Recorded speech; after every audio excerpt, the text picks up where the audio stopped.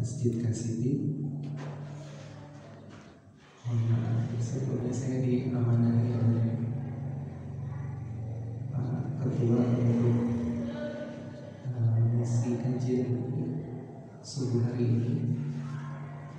Insyaallah tema yang dibawakan adalah apa yang terjadi di dalam tubuh kita ketika kita sahur, ketika kita puasa. Biasanya kalau ngisi kajian ini biasanya di awal sahur, karena banyak sekali yang menanyakan bagaimana pola makan yang baik dan sehat ketika sahur. Tapi kata Bapak Ketua, nggak apa-apa, sahur mah insya Allah bukan hanya Ramadan saja. Jadi mudah-mudahan ilmunya bisa terpakai. Sebelumnya karena mungkin habis iktikafan, jadi kita dua arah saja gitu ya mungkin ini, supaya tidak mengantuk. Bapak-bapak, ibu-ibu, kira-kira makanan yang biasa kita makan itu apa aja sih? Ada yang mau menyumbangkan kan? Apa saja makanan yang biasa kita makan? Kalau orang Indonesia sukanya makan apa ya? Nasi ya? Nasi. Terus biasanya apa lagi? Pak? Kenapa? Mau apa aja? Nasi lagi. Sana nasi lagi. Nasi sana nasi lagi. Ya.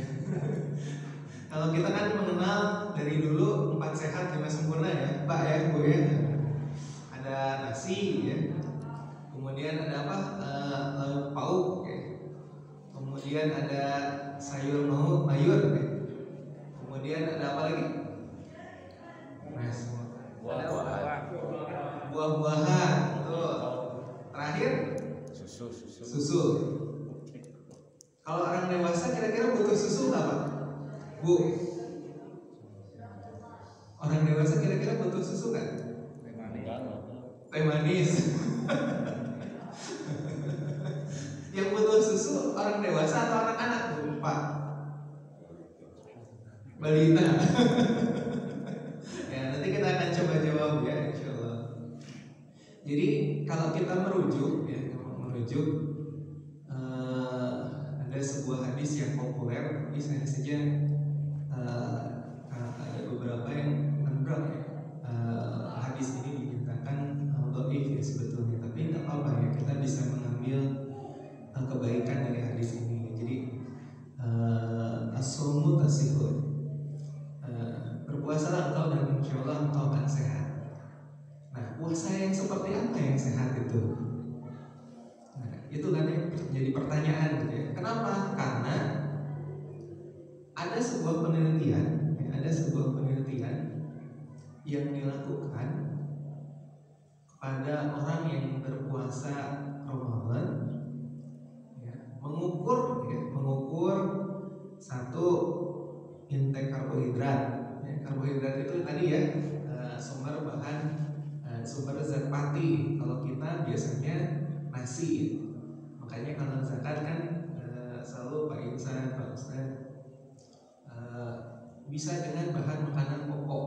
Bahan makanan pokok kita nasi. Bahan makanan pokok kita beras, makanannya nasi. Nah,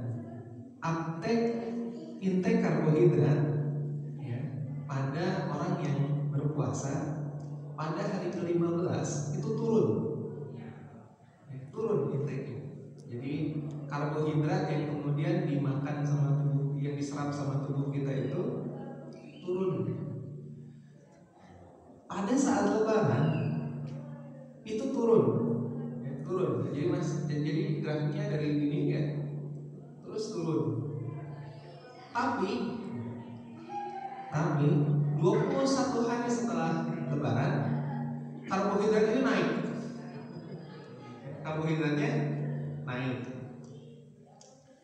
Kemudian protein, intake protein ketika puasa 15 hari pertama ya, yang diukur itu ternyata intake-nya naik. Jadi kita lebih suka makan protein ketika puasa. Nah, ketika Lebaran anehnya turun, ya, turun. Kemudian ketika 21 hari setelah Lebaran tetap. Nah, kalau lemak gimana? Kalau lemak 15 hari pertama puasa itu turun. 15 hari pertama ketika puasa lemak itu turun. Ketika saat Lebaran naik, ya, naik lemaknya. Ya. Dan ketika 21 setelah Lebaran tetap tinggi. Nah, jadi kalau kita lihat, ya, setelah puasa Ramadan, intake karbohidrat dan lemak kita itu ternyata naik, Pak, Bu, bukannya turun. Nah, ini memunculkan pertanyaan. Jadi bagaimana puasa yang sehat itu?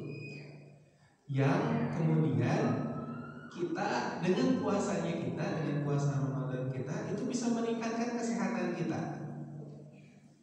Pertanyaannya kan itu, gitu ya. Bapak-bapak mungkin yang bukan yang kayak saya misalnya kelebihan berat badan, inginnya kan kalau puasa Ramadan turun berat badannya ya, gitu ya. Inginnya turun berat badannya, tapi udah susah. Susah. Kenapa? Karena ada pola makan yang memang ternyata kita selama ini tidak tepat. Pola hidup yang tidak tepat. Nah, pertama mungkin saya ingin jelaskan apa yang terjadi di dalam tubuh kita ketika kita puasa. Ketika kita sahur, maka tubuh akan menyerap sumber makanan dari makanan sahur kita. Sumber makanan yang digunakan untuk tubuh untuk bisa beraktivitas itu yang namanya glukosa. Jadi jangan anti ke glukosa, karena dengan glukosa kita bisa hidup, bisa beraktivitas. Dengan gula kita bisa beraktivitas. Ya, jadi proses metabolisme di dalam tubuh itu menggunakan glukosa, menggunakan gula.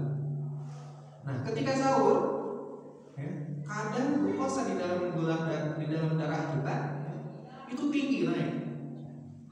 Habis makan tinggi, wajar, karena kita habis makan, makanannya diserap di dalam usus, ya, glukosanya diserap di dalam usus sehingga di dalam darah glukosanya tinggi, ya, gitu.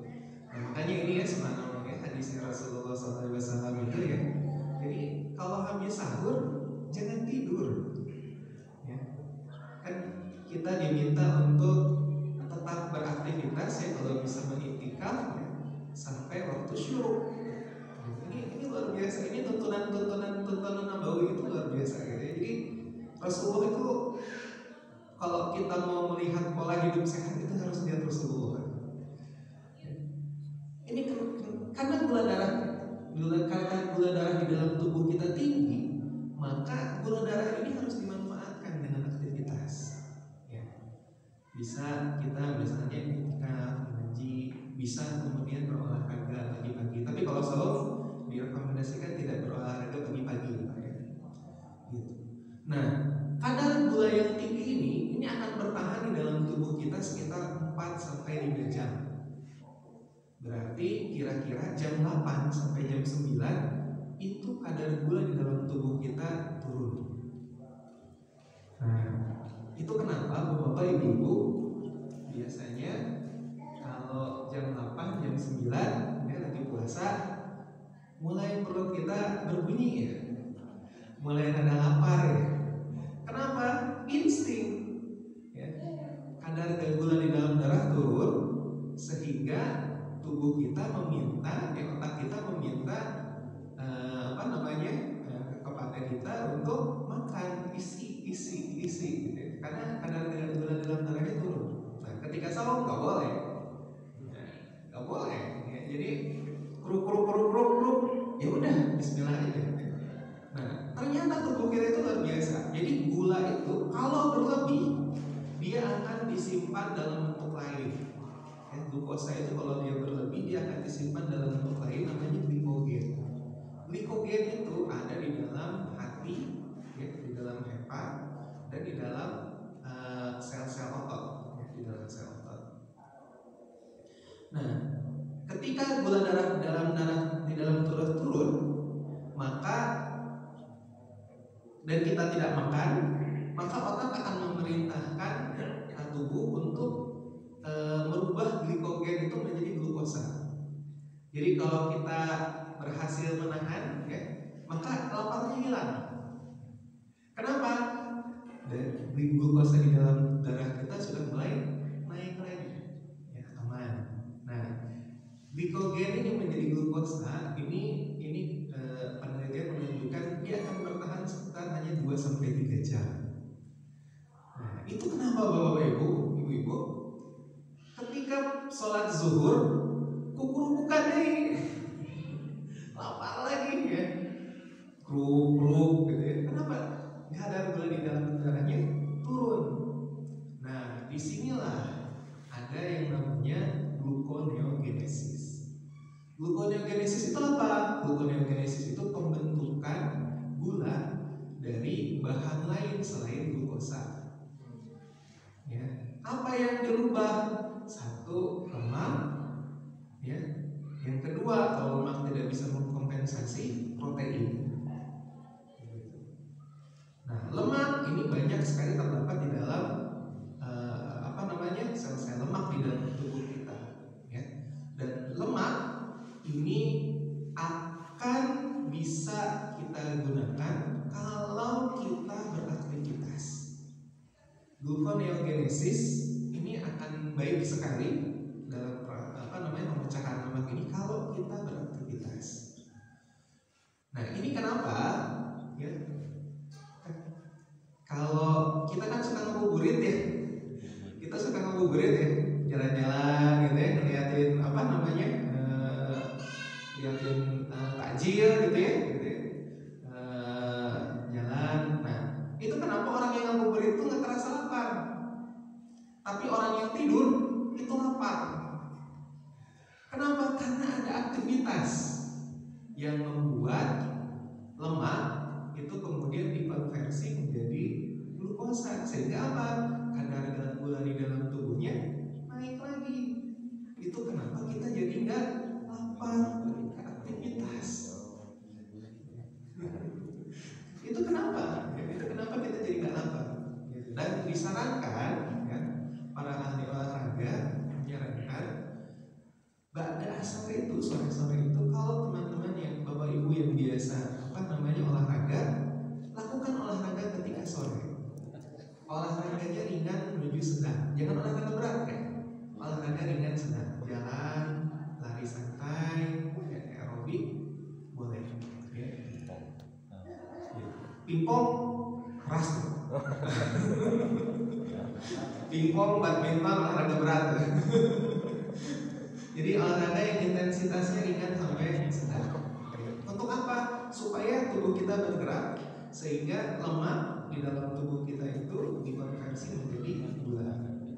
Nah, dengan lemak itu dikonversi menjadi gula, ya, maka jumlah lemak di dalam tubuh kita tentunya akan berkurang. Nah, inilah kenapa, ya, kalau kita saumnya benar, maka kandungan lemak di dalam tubuh kita akan menurun. Ya, jadi berat badannya akan turun menuju ke arah yang normal. Ini kenapa saum Ramadan dibilang juga intermittent fasting. Kalau ada Bapak Ibu yang suka membaca tentang diet, ya, ada yang namanya intermittent fasting. Intermittent fasting itu salah satu diet yang cukup baik, ya, untuk mengendalikan resiko kencing manis, penyakit kardiovaskuler, ya, kemudian menurunkan berat badan, terutama yang menuju ke berat badan yang ideal. Begitu. Intermittent fasting itu bagus, dan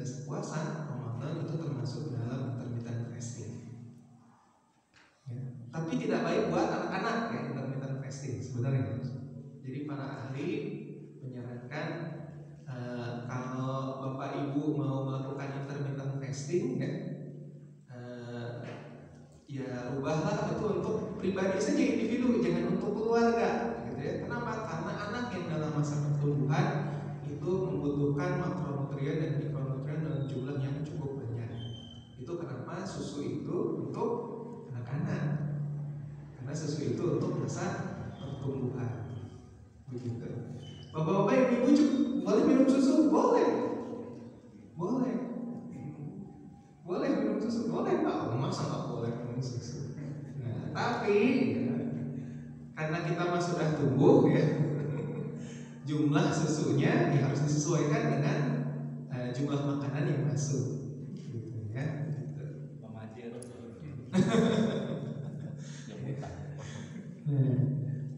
Nah, terus, jadi setelah buka kemudian ya, buka. Kondisi berbuka, kalau kita berbuka, kalau orang Indonesia kan, apalagi orang Bandung ya, Bandung itu terkenal dengan mengalahkan rutop ya, mengalahkan tadi, pokoknya afrol untuk bala-bala. Nah, ini kita balik lagi ke tuntunan Nabawi ya, tuntunan Rasulullah. Kenapa Rasulullah menyarankan berbuka dengan rutop? Kalau tidak bisa rutop baru tamar, kalau tidak bisa tamar baru segelas air. Kenapa kita dianjurkan oleh Rasulullah untuk menggunakan rutop? Kalau kita menggunakan bala-bala ya, bala-bala, bakwan, gehu, kue ya. Sop buah teh dengan susu ya. Susu kental manis. Susu kental manisnya susu atau lebih gula? Gula. Ya. Nah,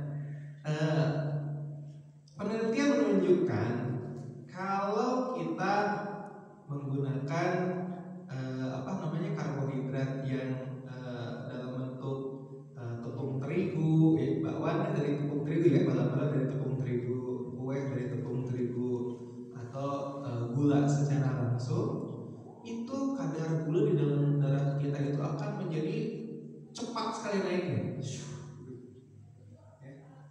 Dan yang parahnya, ketika cepat naik, ada rebound fenomena. Jadi begitu naik langsung turun lagi, jadi naiknya sekejap, langsung turun berat.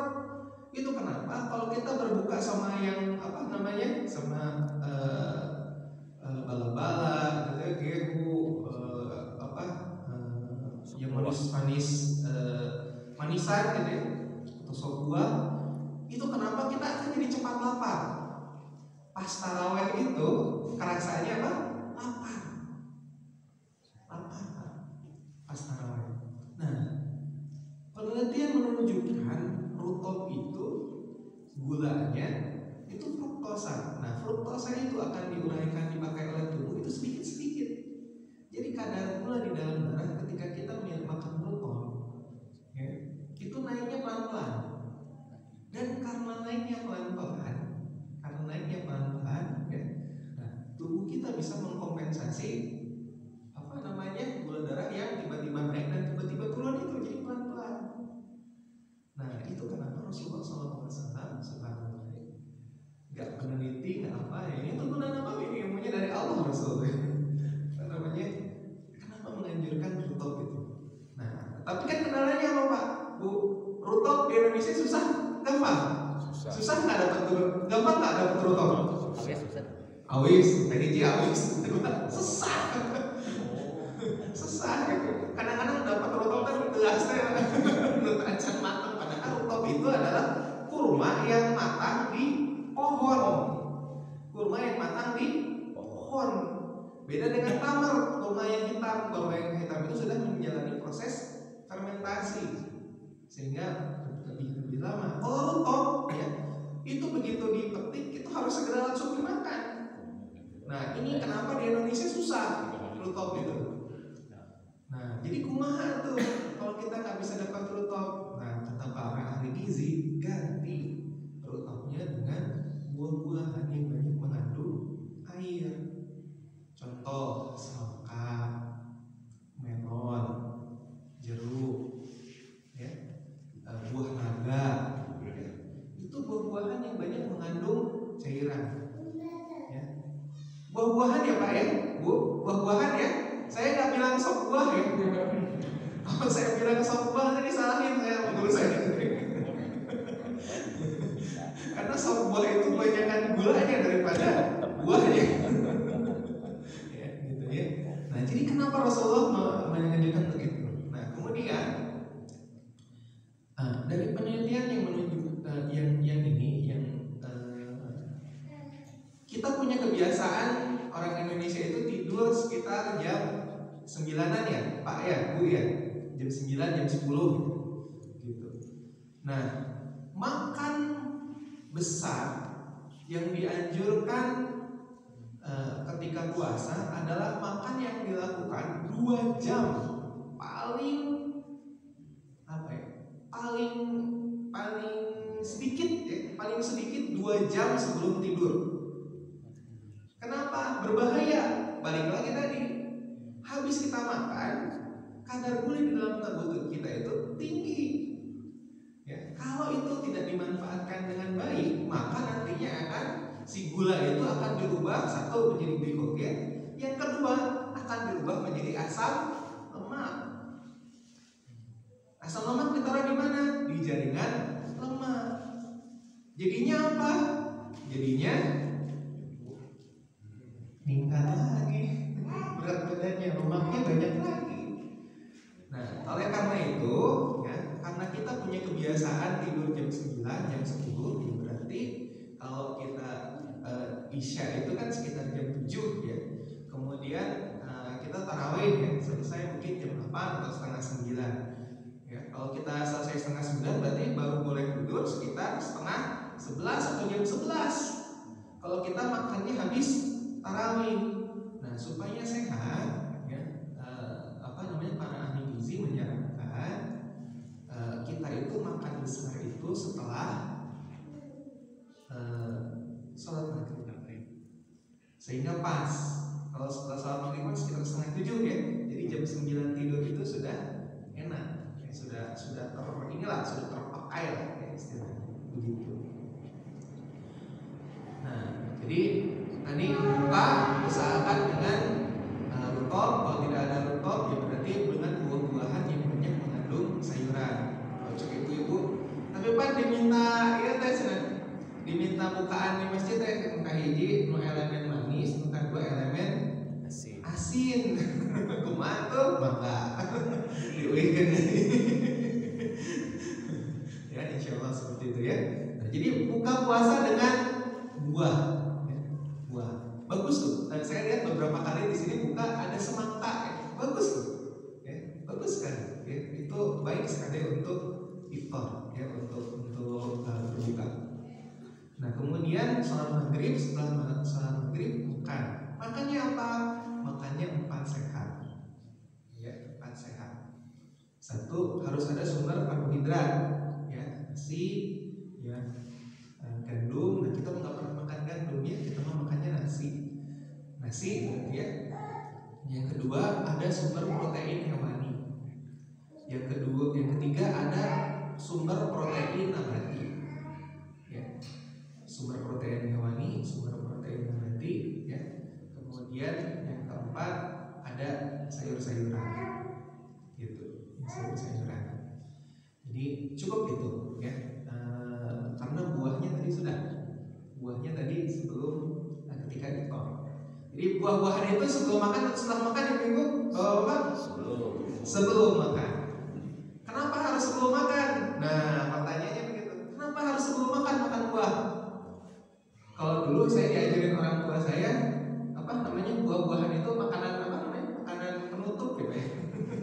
Jadi habis makan supaya gak asam makan buah gitu ya.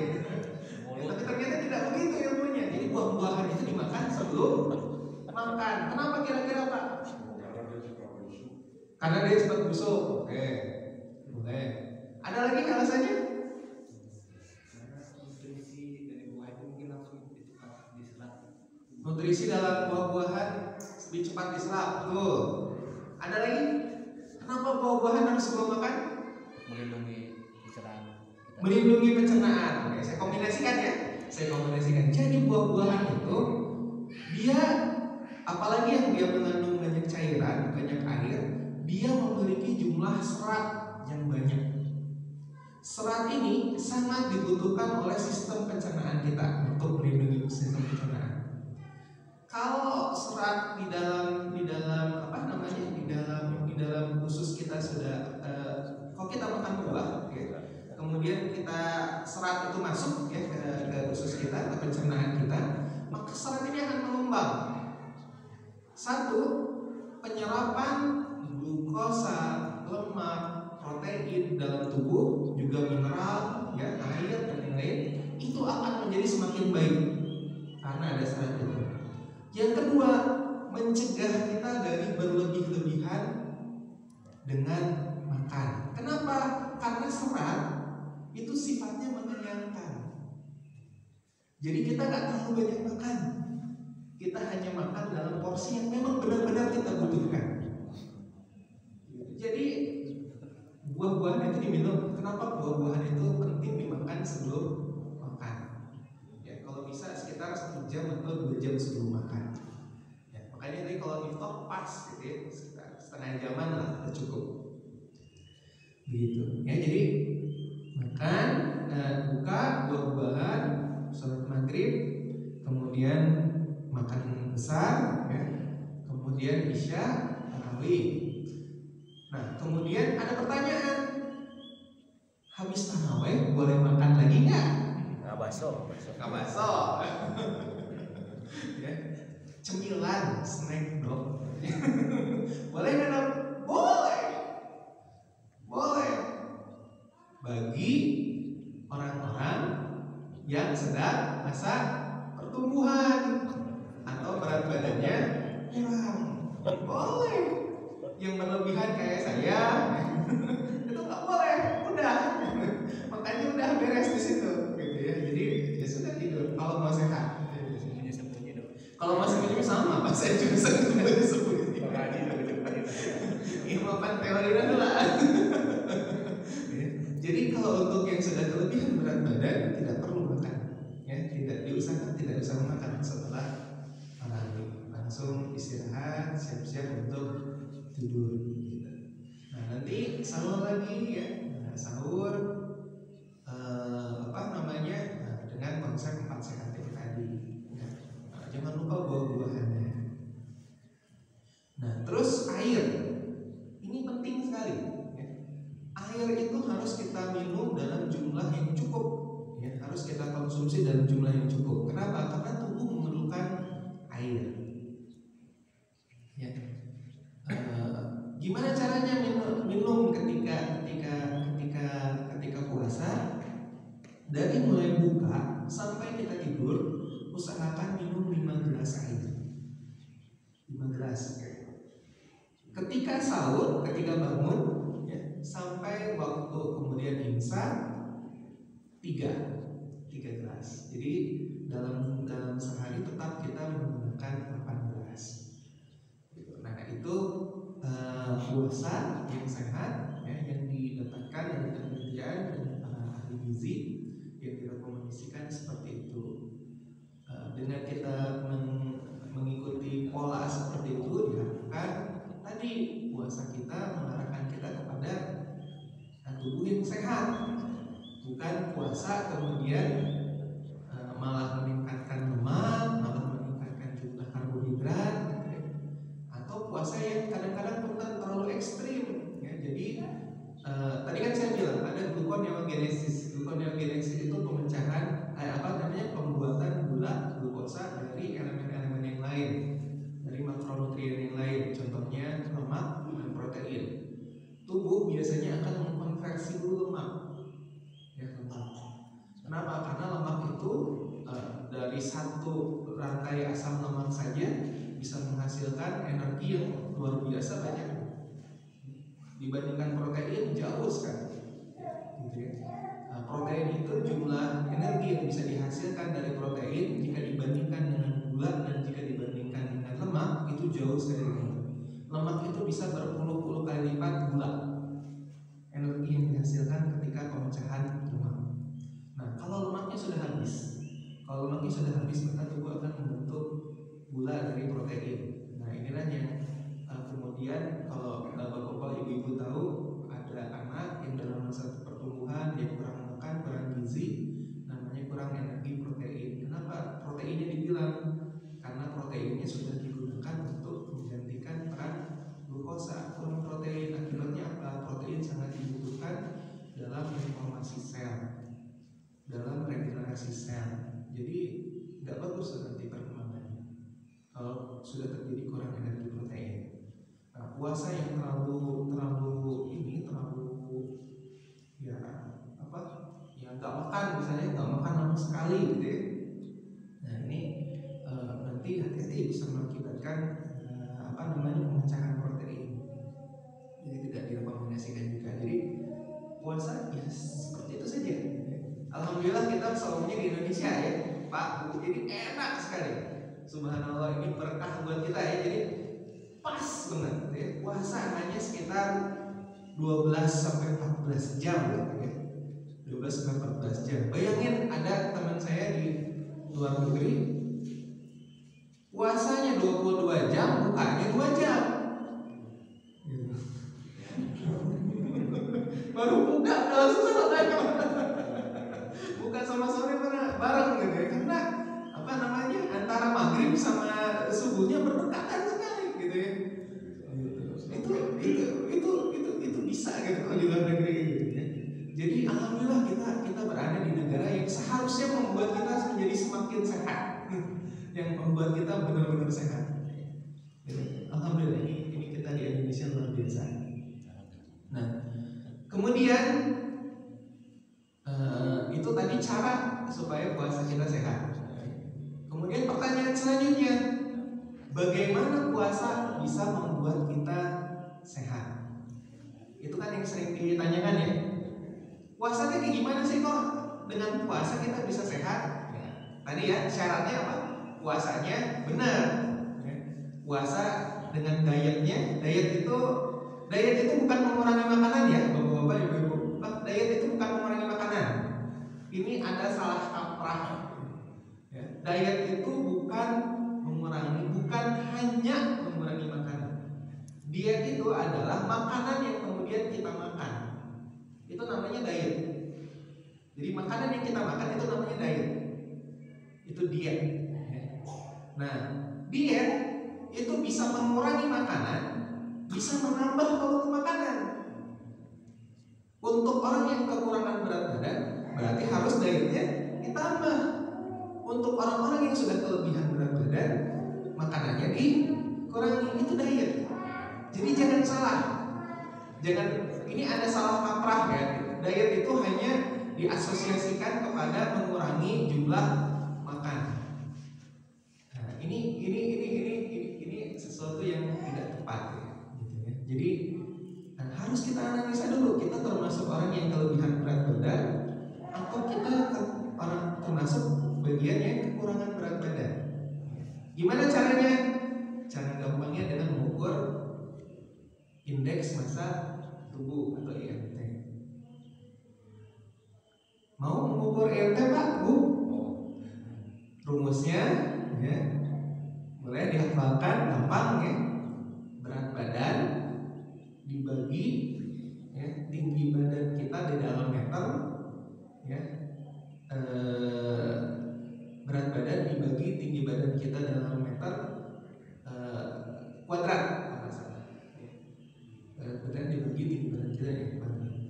Kalau hasilnya antara 17 sampai 23, berarti kita sudah dalam berat badan normal atau ideal. Kalau lebih dari 23, berarti kita sudah masuk overweight atau bahkan bisa obes. Gak usah dihafalin, sekarang mah tinggal buka HP di Play Store, ketik body mass index. udah ada, tinggal masukin berat badan kita, tinggal masukin tinggi badan kita, ya, langsung keluar.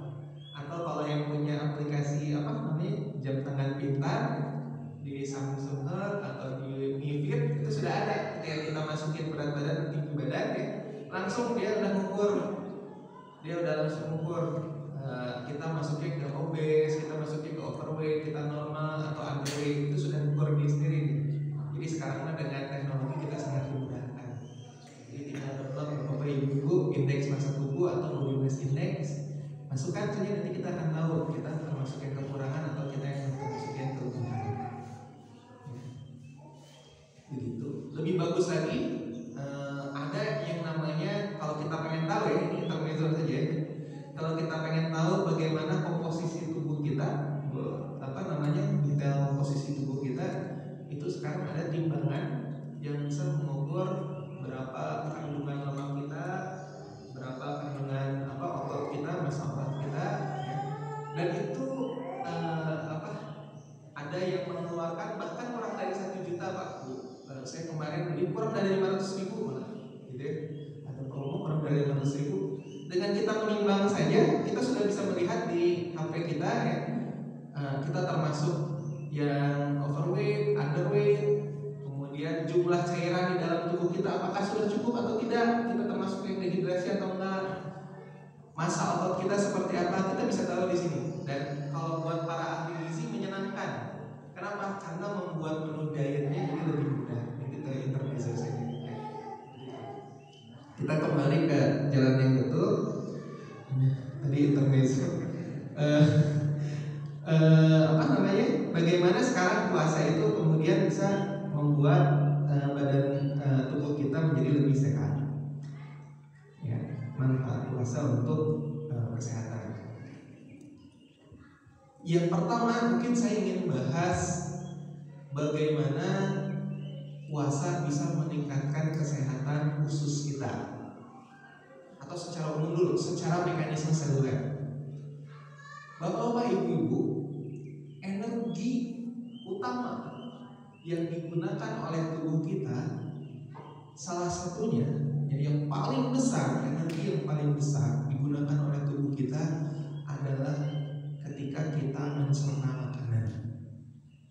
Jadi proses pencernaan di dalam tubuh kita itu menghabiskan energi yang cukup besar di dalam tubuh kita. Ketika puasa, maka pencernaan kita itu diistirahatkan.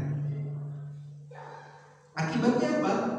Akibatnya walaupun asupan energi kita berkurang, ya, ketika puasa kita kekurangan energi, ya kan? Ya biasanya Pak Bu, kita makan pagi, snack, kemudian makan siang, snack lagi sore, makan malam, gitu kan? Ini hanya sahur dan buka saja. Jadi asupannya turun, maka energi yang kita konsumsi juga turun. Nah, ketika puasa, walaupun energi kita yang kita serap itu turun, tapi di dalam tubuh kita energi itu hemat. Kenapa? Karena tidak digunakan untuk melakukan fungsi pencernaan. Sehingga energi di dalam tubuh kita bisa digunakan untuk aktivitas-aktivitas yang lain. Contohnya apa? Regenerasi sel. Sel-sel di dalam tubuh kita punya usia. Sel-sel dalam tubuh kita punya usia. Contoh, Bapak, benar. Gosok aja ini tangan. Keluar ya, hitam-hitam ya. Daki ya. Itu sebenarnya sel kulit kita yang sudah rusak. Ya campur sama kotoran sih ya, gitu ya. Tapi ada sel keratin di dalam tubuh kita, di dalam kulit kita yang rusak. Nah, tapi yang luar biasanya tubuh kita kan nggak, kulit kita nggak makin lama makin tipis ya Pak ya Bu ya. Atau gini lah gampangnya, setiap Jumat sunahnya apa sih? Potong kuku. Kuku itu apa? Sel. Ada sel tubuh kita di dalam kuku kita gitu. Makanya sunahnya karena kuku ini bagian dari tubuh kita ya, kata beberapa ulama jangan dibuang ke tempat sampah, jangan dibuang ke tempat sampah. Perlakukan sama kayak kalau kita kehilangan anggota tubuh, gitu. Nah, kuku ini kan kita potong setiap Jumat, tapi kan segini aja terus ya, tumbuh gitu ya. Rambut juga sama gitu ya. Nah, ini bukti bahwa tubuh kita sebenarnya ada sel-sel yang rusak, ada sel-sel yang rusak, tapi sel itu kemudian diregenerasi lagi. Nah, untuk melakukan regenerasi sel, tubuh membutuhkan energi dalam jumlah yang cukup. Nah, ketika kita makan banyak setiap hari, makan lagi ya, baru nyampe kantor makan, ya, siang-siang makan lagi, habis makan siang snack lagi, datang ke rumah makan snack buatan istri, kemudian setelah itu makan malam lagi. Kasihan bapak-bapak sebenarnya, kalau nggak makan nanti dimarahin. makan lagi. Jadi tubuh kita tuh nggak pernah berhenti untuk melakukan fungsi pencernaan, sedangkan fungsi pencernaan itu menghabiskan energi dalam jumlah yang besar. Nah, ketika puasa, energi itu disimpan dalam jumlah yang cukup untuk melakukan regenerasi sel. Nah, inilah yang kemudian terjadi ketika puasa. Ya, jadi sel-sel dalam tubuh kita itu beregenerasi dengan baik. Di dalam pencernaan sendiri, ya, karena kosong, ya, sel-sel pencernaan yang rusak juga kemudian tergenerasi. Itulah yang namanya proses detoksifikasi katanya. Jadi menghilangkan toksin di dalam pencernaan kita. Gitu. Nah, itu yang terjadi. Jadi kalau kita puasanya benar, ya, maka tubuh kita sebenarnya seharusnya menjadi lebih sehat, lebih muda. Ya.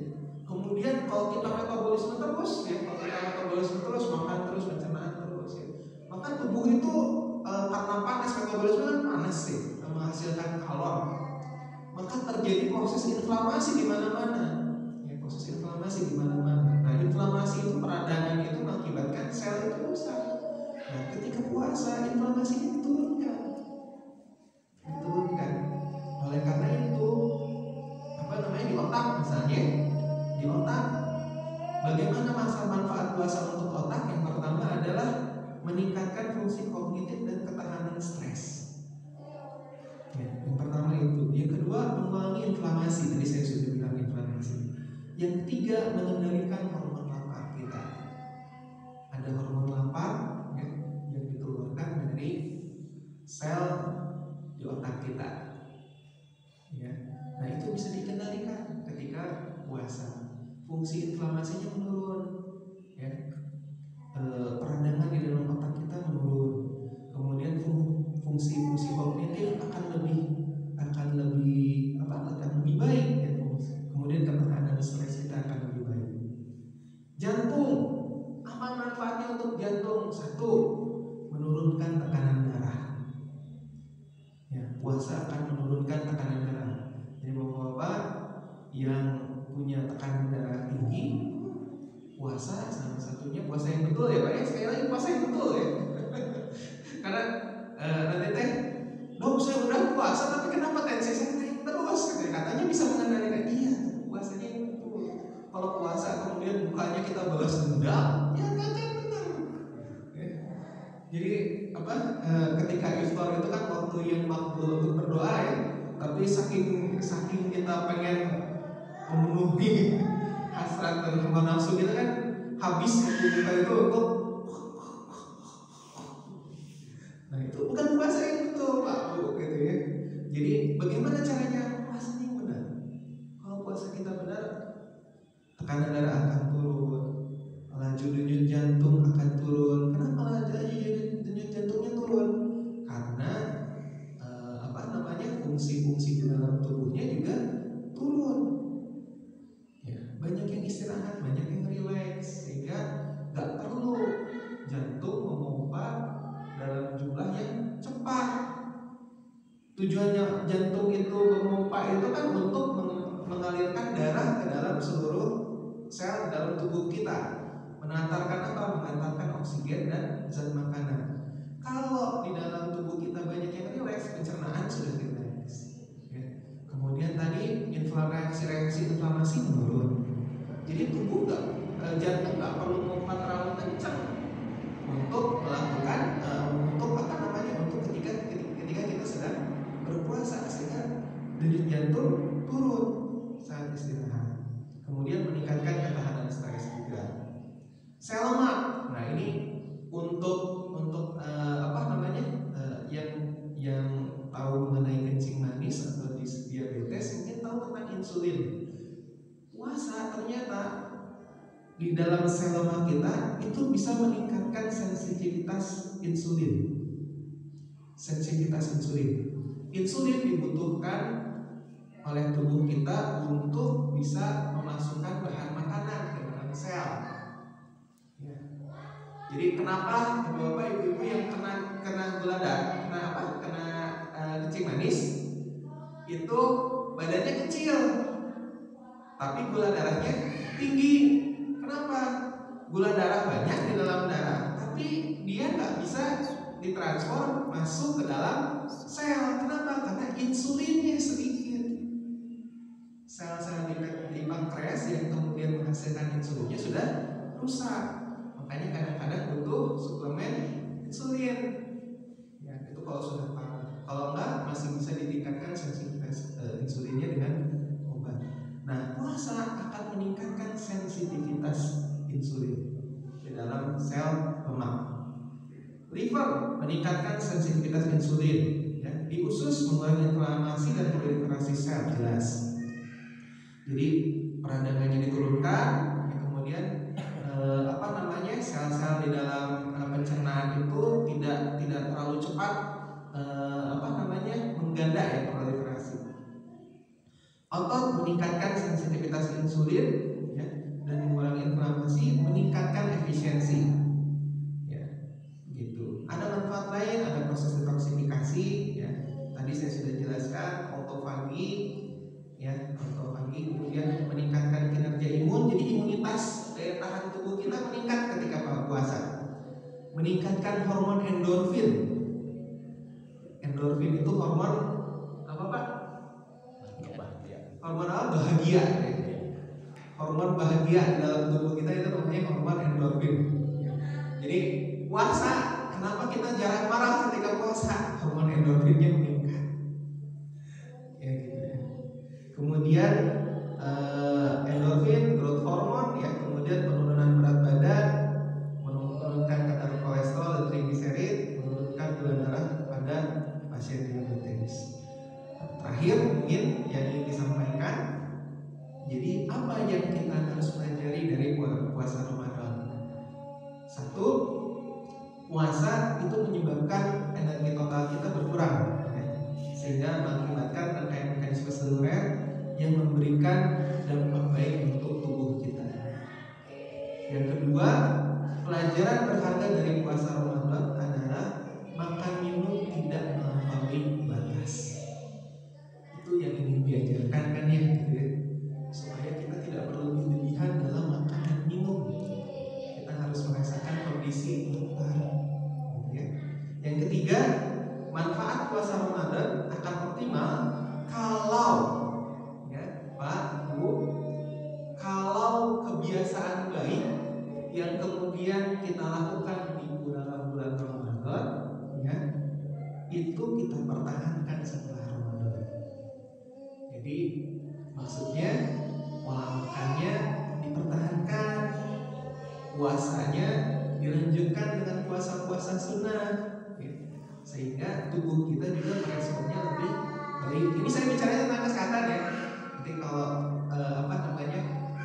terkait dengan ibadah, nanti mungkin Ustaz Dede, Ustaz Fajar. Ini saya berbicara tentang kesehatannya saja, ya. Kalau kita mempertahankan apa yang kita lakukan di bulan Ramadan, insya Allah kita akan lebih sehat. Itu mungkin Bapak Ibu yang bisa saya sampaikan. Ada satu tema lagi sih sebenarnya, bagaimana supaya kita ketika di bulan Ramadan, kemudian kita pertahankan di luar bulan Ramadan. Bagaimana tips and triknya? Nanti insya Allah kalau masih ada waktu nanti kita bisa diskusikan bareng-bareng. Mungkin kita tutup. Ada pertanyaan? Oh banyak. Maka Pak Ustaz. Menambahkan atau pertanyaan Ustaz? Oh pertanyaan.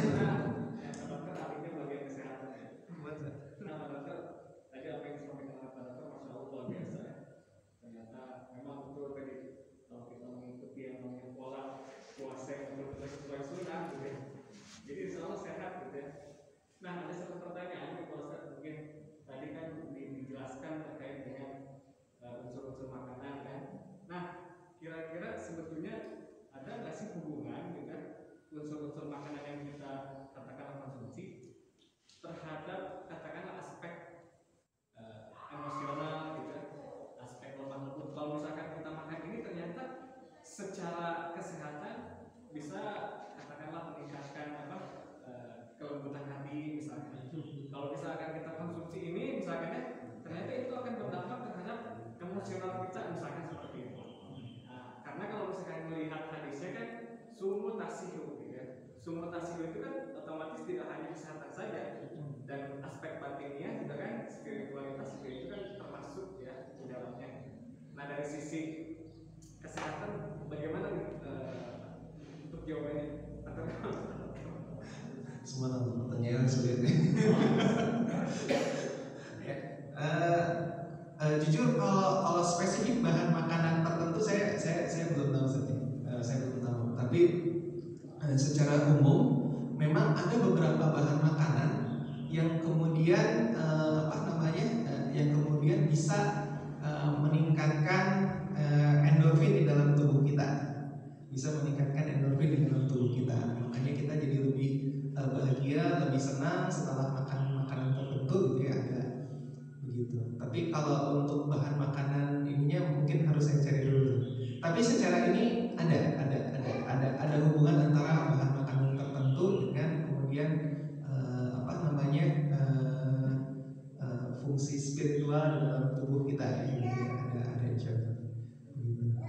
Tapi mungkin saya harus cari dulu saja bahan makanan tertentu.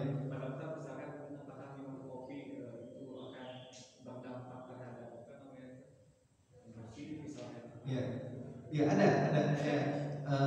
Kafein, tein ya, kopi di dalam dan teh itu punya efek, dia membuat vasodilatasi dalam tubuh kita. Vasodilatasi itu pembuluh darahnya melebar. Dengan tubuh kita pembuluh darah kita itu melebar, maka tubuh kita itu menjadi semakin ringan, enteng gitu ya. Kalau kita lagi stres, minum kopi atau minum teh hangat itu kan kadang-kadang seneng gitu ya. Nah itu sebenarnya pembuluh darah di dalam tubuh kita itu melebar gitu ya, melebar. Begitu itu betul. Kafein sama tein, teh ya itu memiliki efek seperti itu. Ya betul Ustaz. Kesimpulannya berarti memang asupan nutrisi yang kita makan juga sebetulnya berpengaruh. Iya. Harus jadi penelitian ya Ustaz. Mana? Aduh benar kalau jawabannya tidak memuaskan misalnya.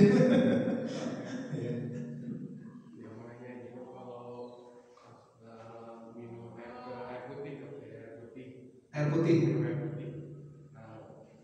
Pernah dengar atau pernah baca itu katanya untuk asupan air putih itu tergantung berat badan loh.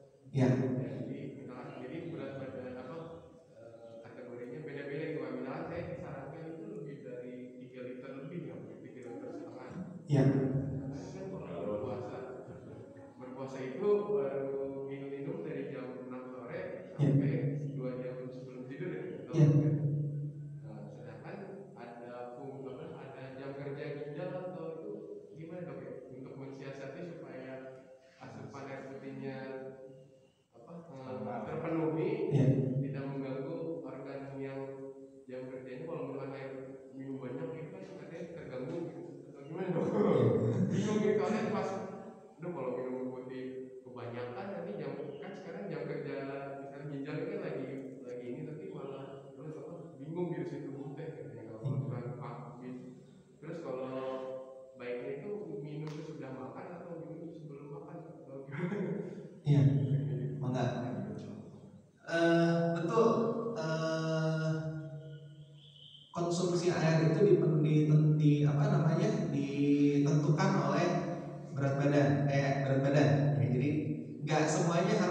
minum 8 gelas dalam sehari. Sebenarnya bukan hanya minum Pak Denny, gitu ya. Karbohidrat yang kita makan itu juga ditentukan berat badan. Ya. Kalau kita mau fair, karbohidrat yang kita makan, protein yang kita makan, itu juga ditentukan berat badan kita, ya. Gitu. Makanya secara sederhana tadi saya contohkan, kalau bapak-bapak mau, ya, sekarang udah sekali teknologinya, gitu ya. Namanya kita tinggal timbang, kita tahu nih kita termasuk yang terhidrasi bagus atau terhidrasi kurang bagus, gitu ya. Kita tahu nih dalam tubuh kita. Jadi minum kita sudah cukup atau belum itu kelihatan, gitu ya, itu kelihatan. Tapi yang jelas begini, air itu mengisi kurang lebih 60-70% dari tubuh kita. Kenapa? Karena sel kita saja itu terdiri atas mayoritas terdiri atas air. Sitoplasma itu cairan di sel itu air, gitu ya. Sehingga air itu sangat dibutuhkan untuk metabolisme di dalam tubuh kita. Jadi bukan hanya kita berbicara ginjal saja, ginjal kan untuk penyaringan filtrasi.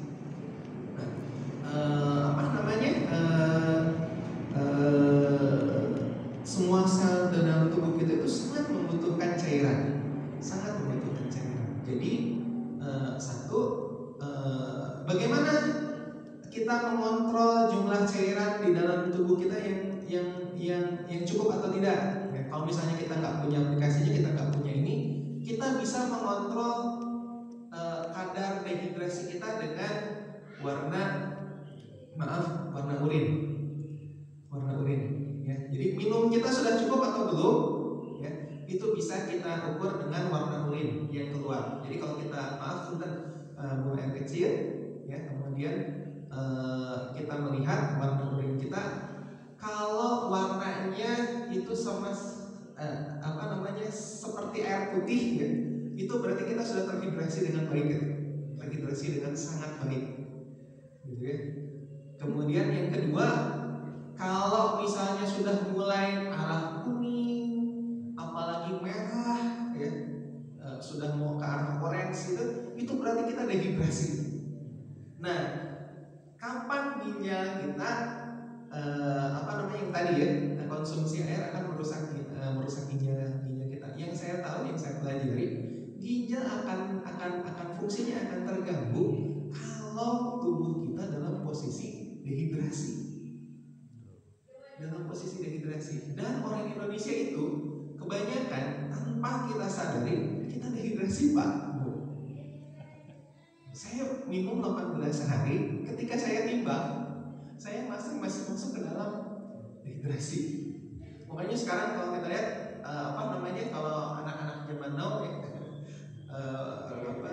bawa air tuh galon.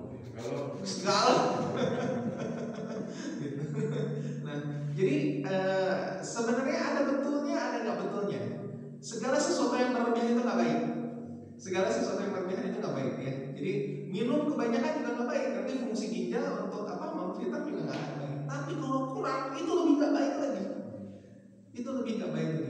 Ya, gitu. Jadi jangan sampai kita dehidrasi. Cara mudahnya adalah itu saja. Ya. Kalau puasa kita berkemih itu ya. Kita bisa hitung lah dalam sehari, ya. Karena tubuh kita kan dalam posisi mempertahankan cairan di dalam tubuh, maka nggak akan terlalu sering kita berkemih. Nah, kita bisa lihat misalnya contoh ketika habis sahur misalnya, ya, kita ke kamar mandi, kita bisa lihat, oh ini minumnya sudah cukup, oh ini minumnya kurang, berarti nanti harus dikompensasi pas buka harus minum lebih banyak. Nanti pas buka atau ketika mau tidur, ya, kita ke kamar mandi lagi, oh ini masih kurang, nanti minum lagi sebelum tidur, gitu. Itu saja cara mudahnya.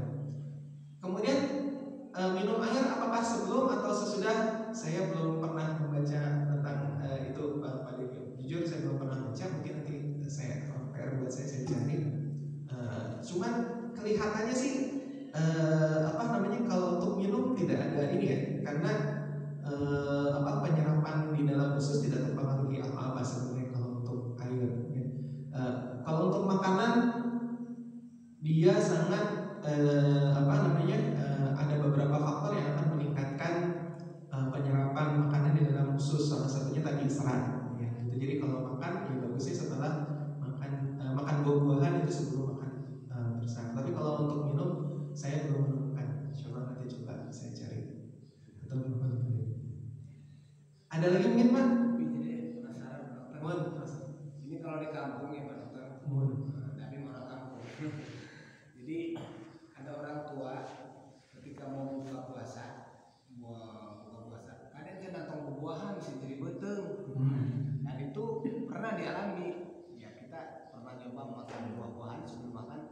sakit perut. Nah, itu gimana Pak Dokter?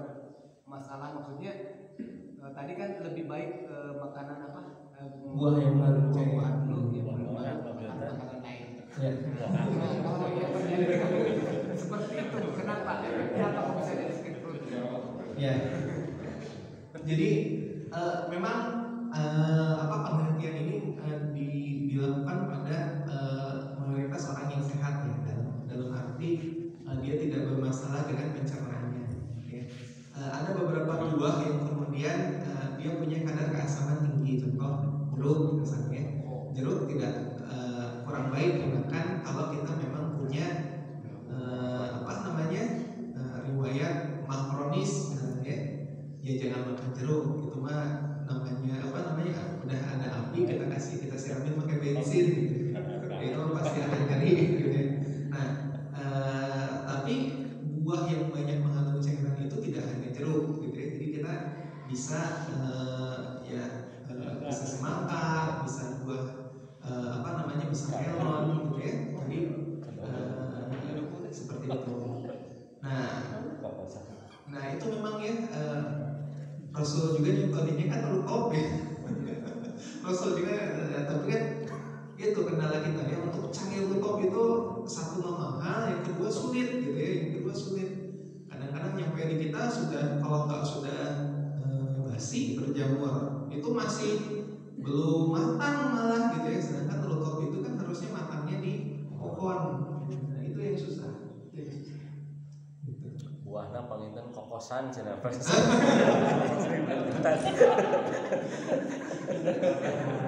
Jadi memang kena dipilah-pilah, dan kalau memang dan tadi ya, jadi penelitian ini memang untuk yang pencernaannya sehat. Kalau untuk pencernaannya kurang sehat, ya memang karena diet itu sangat individualis gitu ya. Jadi contoh punten ya, kita misalnya ngelihat Deddy Corbuzier misalnya. Ini kan untuk dijadikan contoh ya, mudah-mudahan bukan gitu. Lihat Deddy Corbuzier, dia diet gitu ya.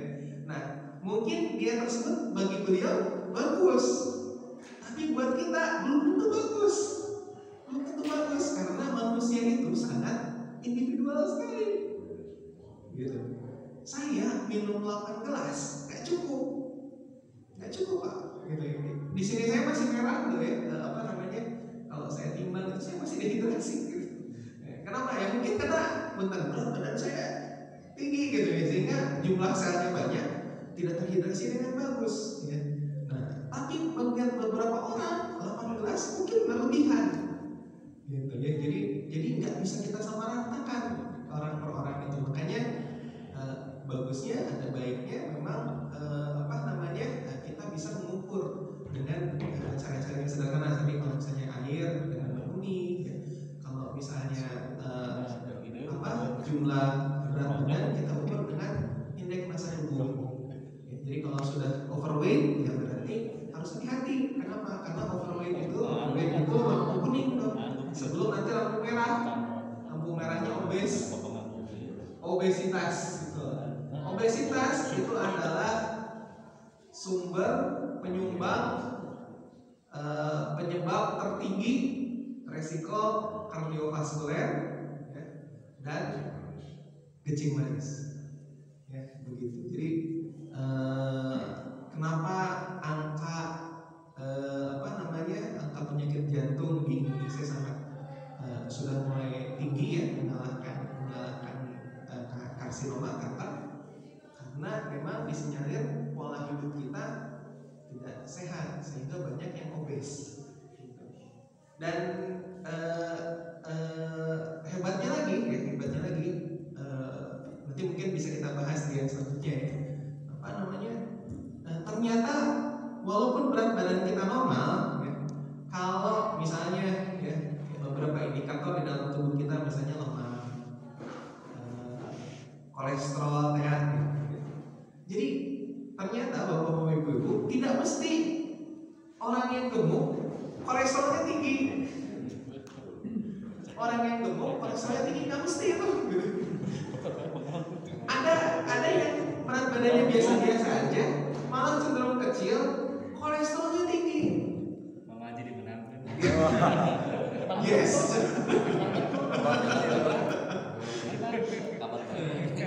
Kenapa? Kenapa? Ya itu tadi karena pola makannya kurang bagus. Caranya dengan apa mengurangi kolesterol? Itu tadi Pak Bu, makan buah sebelum makan. Sederhana, tapi buah-buahannya yang menggunakan yang banyak cairannya ya, yang banyak airnya. Jadi jangan bukan karena durian itu buah, ya, dia makan durian sebelum makan aja. Pak dokter, oke makan buah sebelum makan, ya. Nah, makan buah. Yang saya bilang makan buah yang banyak cairannya supaya seratnya banyak sehingga nanti di ususnya penyerapannya bagus, lemaknya dikonsumsi dalam jumlah yang bagus, ya karbohidrat dalam jumlah yang baik, protein dalam jumlah yang baik diserapnya, mineral, vitamin diserap dalam jumlah yang baik. Jadi itu filter pelindung kalau tadi kata Pak CCP-nya. Jadi filter yang paling bagus sebelum si zat-zat makanan itu kemudian diserap oleh usus kita, itu bagus kan? Nah, jadi nggak mesti gitu ya. Coba ada orang yang nggak terlalu banyak makan, tapi ketika dia makannya bentar jeroan, gorengan, tapi makannya jumlahnya nggak banyak, sehingga masa lemaknya nggak banyak, tapi kadar kolesterol dalam darahnya tinggi pasti, asam lemaknya tinggi. Gitu ya. Nah jadi nggak mesti, ya. Walaupun yang kelebihan berat badan ya memang peluangnya lebih tinggi ya. Kenapa? Karena berarti makannya lebih banyak. Ini sambil ngomong gini sambil ngomong ke diri saya sendiri jadi tenang.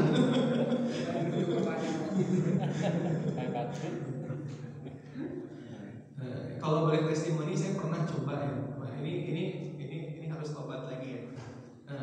Saya pernah berat badan itu di 3 digit lah, di 3 digit.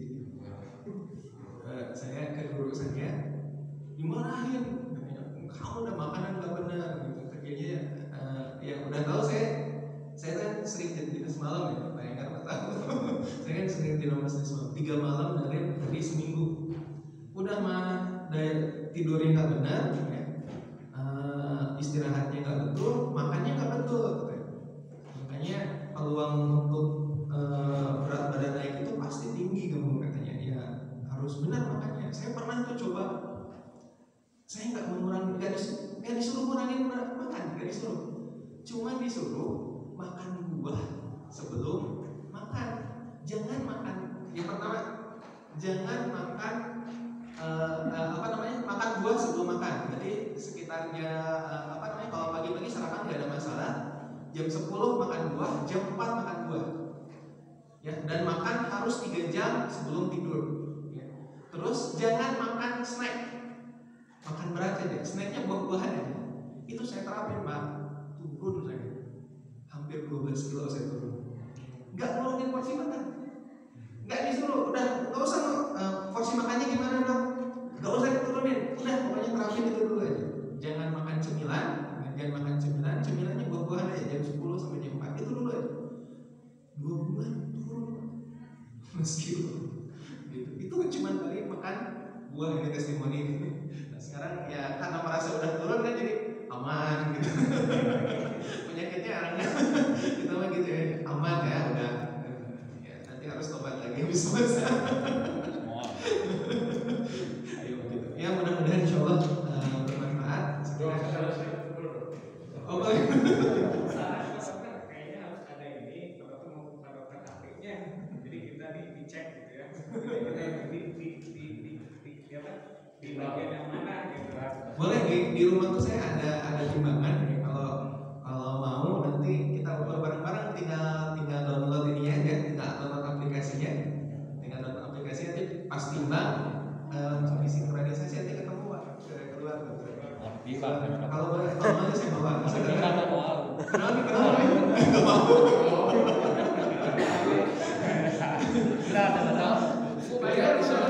Dari cadang.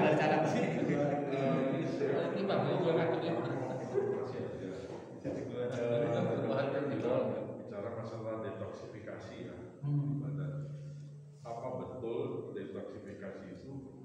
terjadi antara jam 10 jam 11 malam sampai dengan jam 3 pagi. Itu yang pertama.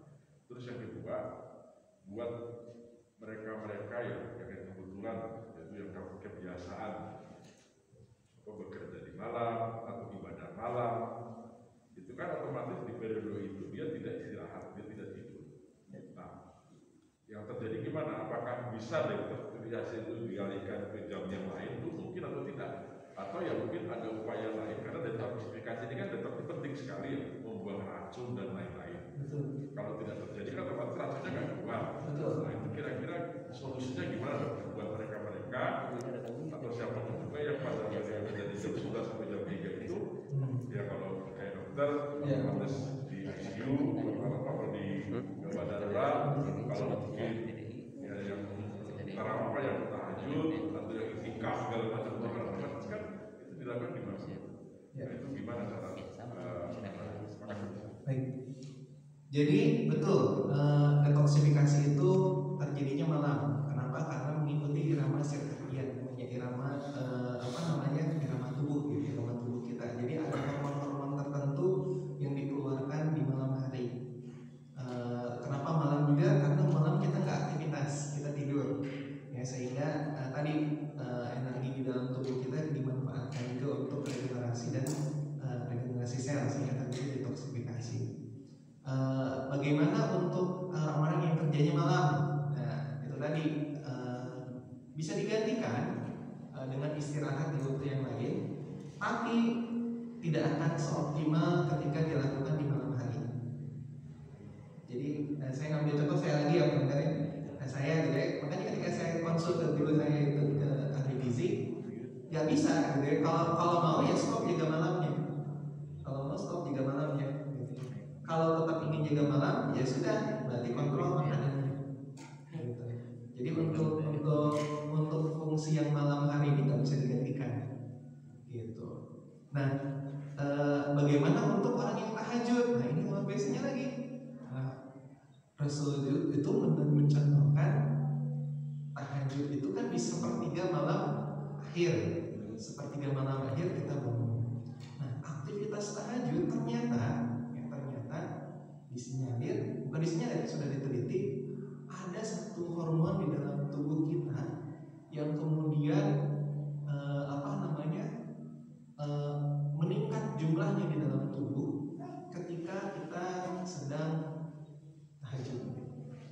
Dan hormon tersebut saya lupa hormonnya namanya, dan hormon tersebut ternyata sangat berpengaruh terhadap regenerasi sel atau detoksifikasi. Jadi balik lagi, kalau kita mengikuti sunnah Nabi, tuntunan Nabi, insya Allah sehat. Jadi itu waktunya ya, bukan ya, karena iya betul. Jadi memang waktu tubuh kita mengeluarkan hormon itu, makanya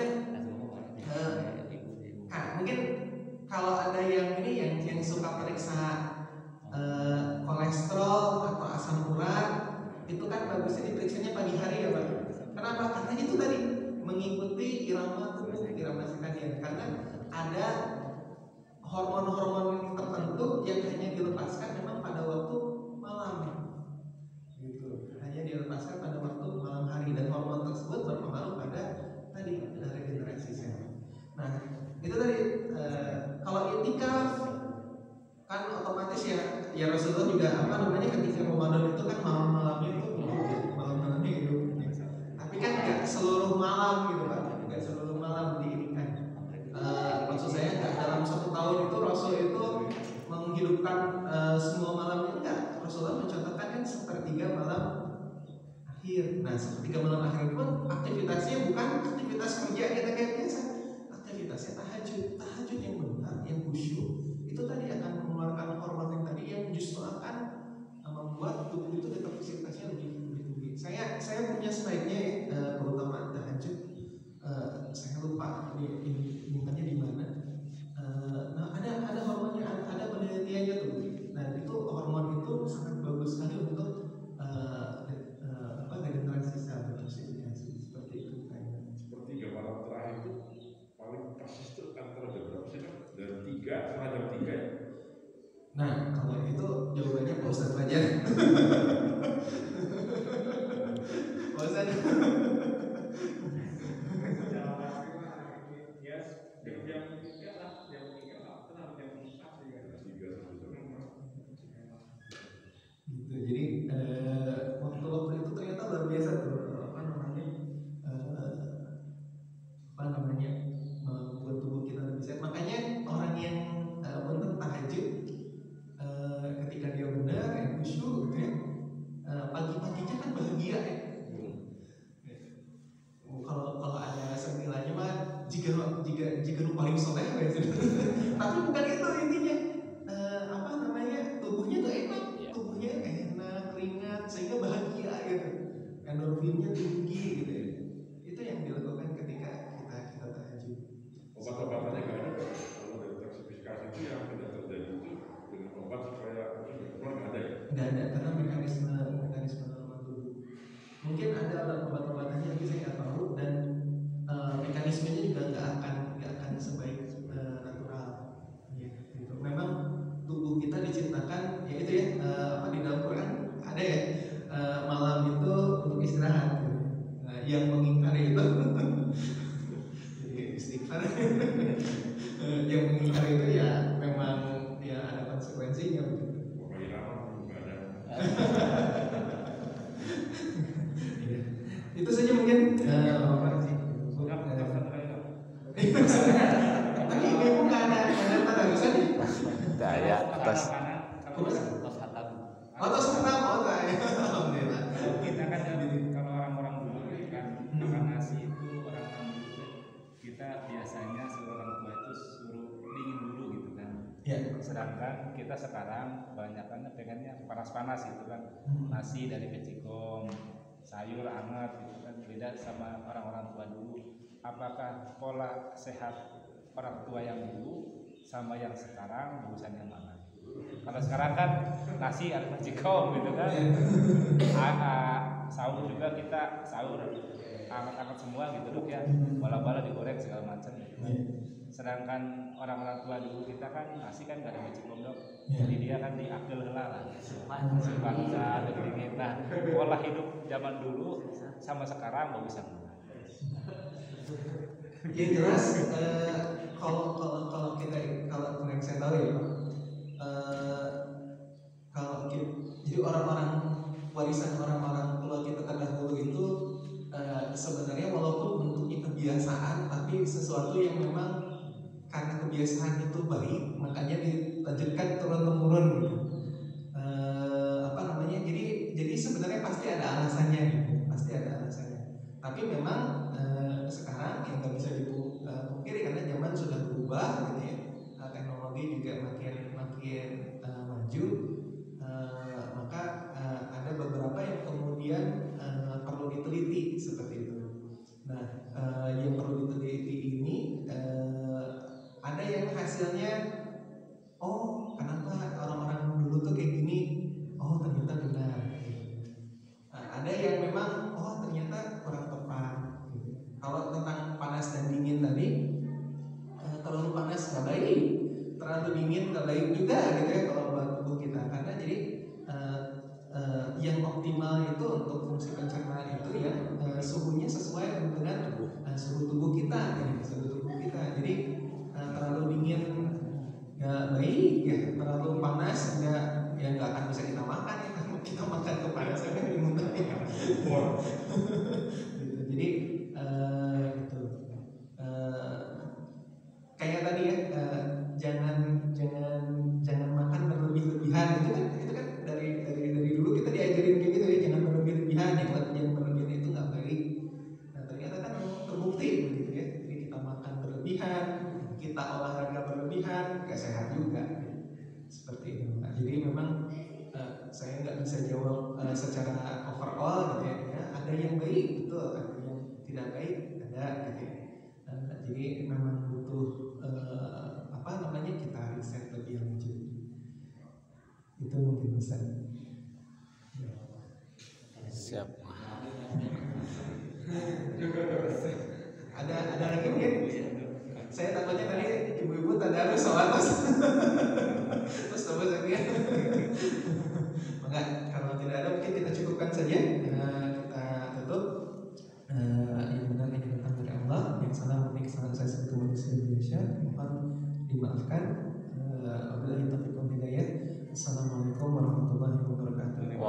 Waalaikumsalam.